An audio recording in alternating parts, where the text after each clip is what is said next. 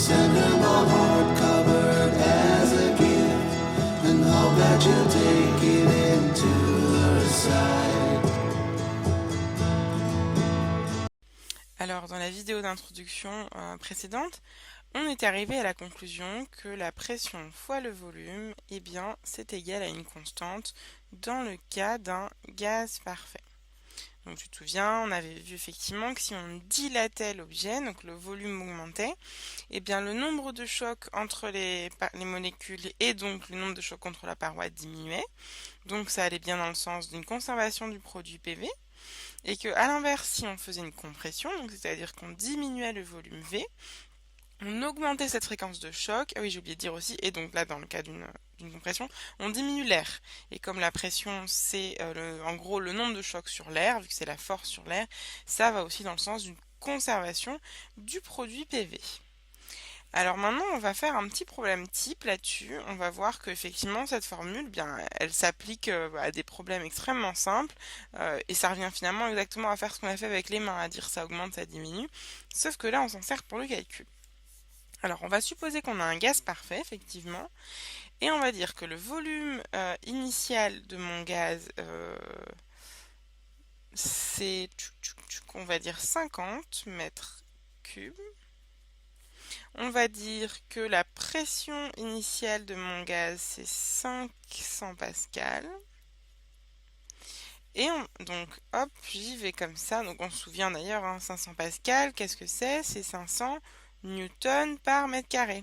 Donc, c'est directement une unité de force par unité d'air.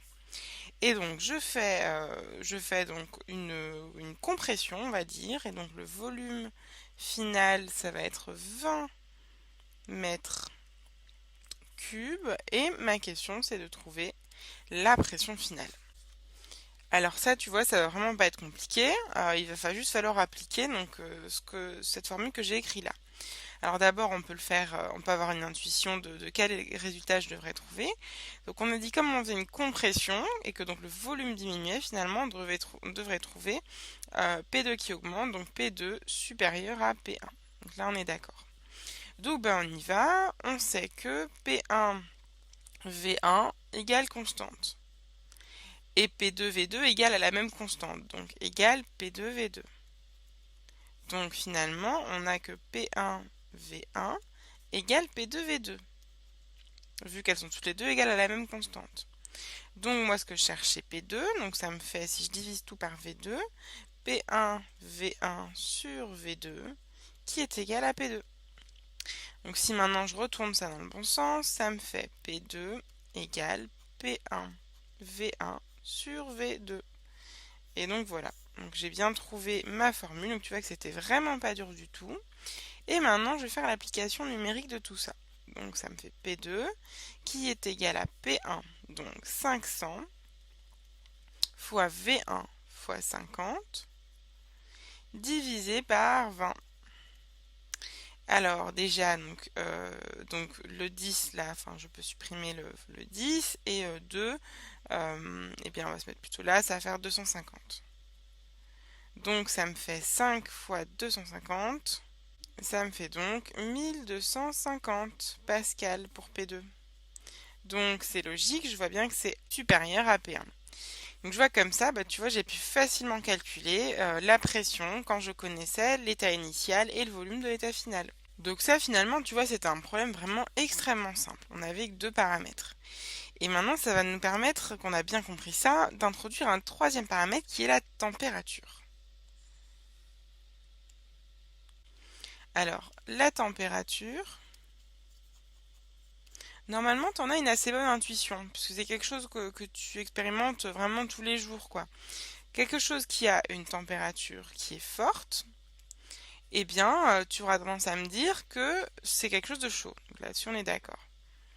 Et quelque chose qui a une température basse, eh bien, c'est quelque chose qui est froid. Là-dessus, on est d'accord. Et maintenant, eh bien, quelque chose qui est chaud, tu vas aussi avoir tendance à penser c'est quelque chose qui a plus d'énergie. Et quelque chose qui est froid, ben, ça a moins d'énergie que quelque chose qui est chaud. Et tout ça, c'est tout à fait vrai. Tu vois, par exemple, le soleil, ça a plus d'énergie que la glace. Voilà, c'est aussi bête que ça. Donc finalement voilà, donc ce qu'on dit bien, c'est que la température évolue comme l'énergie. Donc si maintenant on prend un exemple un peu bête, mais pour comprendre une autre propriété de tout ça, je prends une tasse de thé. Donc j'ai une tasse de thé qui bouffe, donc qui est à 100 degrés Celsius. Et maintenant je prends un chaudron de thé. Donc c'est un énorme contenant qui bout aussi à 100 degrés. Et alors ma question est très simple, qu'est-ce qui a le plus d'énergie? Une tasse de thé à 100 degrés ou un chaudron de thé à 100 degrés? Et alors attention, c'est pas une question bête pour une fois, c'est pas le fameux qu'est-ce qui est plus lourd, un kilo de plume, un kilo de plomb. Parce que là, ces deux choses-là n'ont pas du tout la même énergie. Et qu'est-ce qui va avoir le plus d'énergie? Eh bien, c'est le chaudron de thé. Le chaudron de thé a plus d'énergie que la tasse de thé. Et ça, c'est parce que dans le chaudron de thé, il y a beaucoup plus de molécules qui sont à 100 degrés que dans la tasse de thé où il y a moins de molécules qui sont à 100 degrés. Donc tout ça m'amène à dire quelque chose de super important, qui est qu'en fait, la température, ça te donne une énergie par molécule. Donc la température,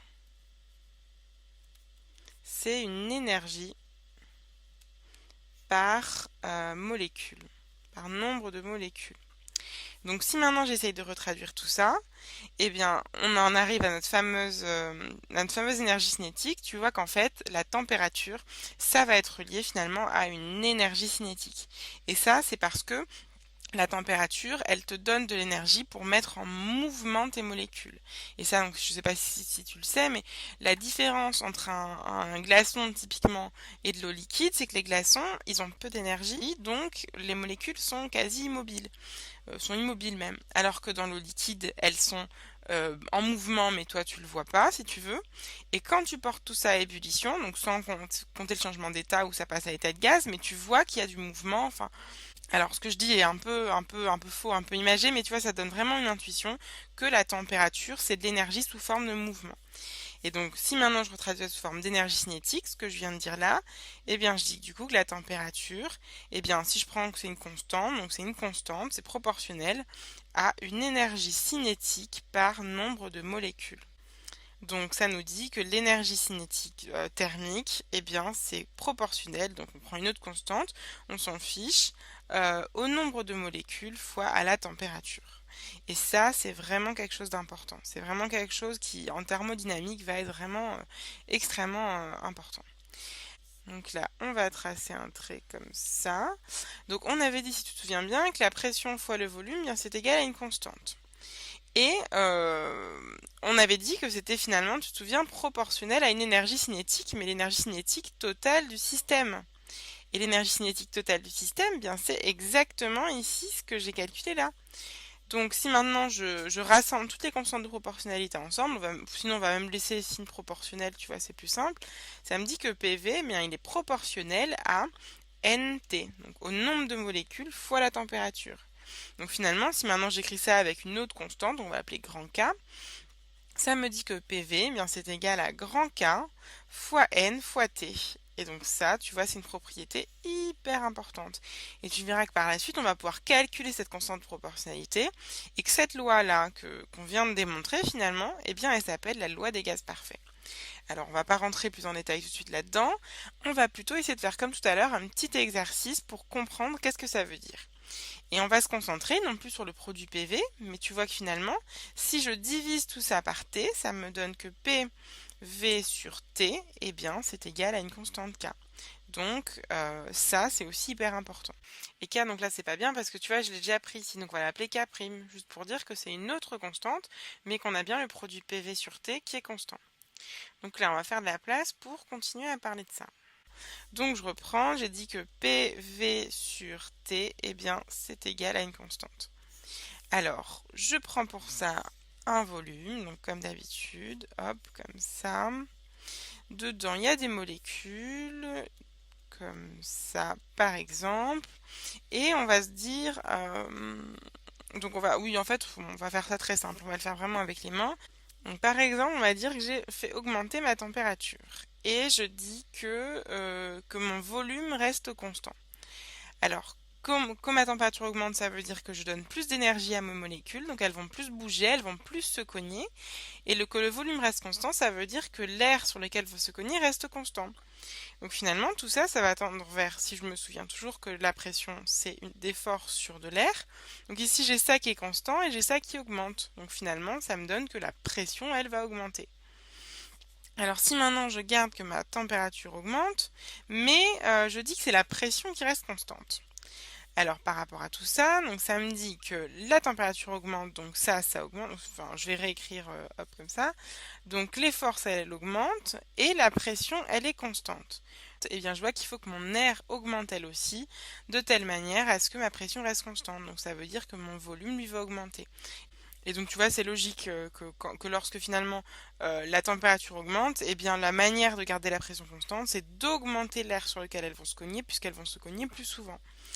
Donc voilà, donc j'espère que maintenant tu as bien compris le lien, enfin pas le lien, mais le fait que ces trois grandeurs soient liées, la pression, le volume et la température. Et on va continuer à appliquer ça